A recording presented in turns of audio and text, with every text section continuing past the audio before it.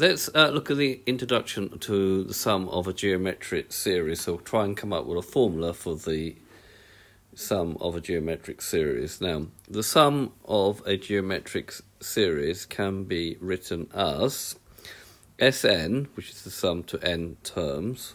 First term is a plus ar plus ar squared, etc. And then the one before the last term will be ar to the n minus 2 plus ar to the n minus 1. And this you must be familiar with because this gives you any term on a geometric series.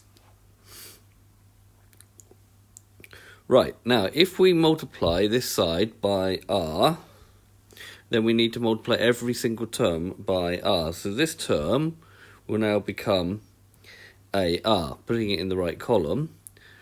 This term will now become ar squared. This one will become ar cubed. This one will become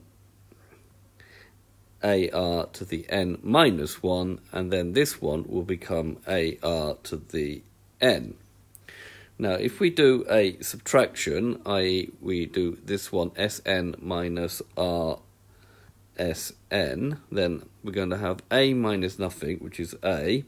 Ar minus ar gives you nothing. Ar squared minus ar squared gives you nothing. There'll be an ar cubed term here minus an ar cubed term here will give you nothing. There'll be an ar n to the minus 2 here. There'll be an ar n to the minus 2. That'll give you nothing. And then you get ar to the n minus 1 minus ar to the n minus 1, which is nothing. And then you're going to get a minus ar to the n up here. So if we take out a common factor here, we have that Sn is 1 minus r. And on this side we have a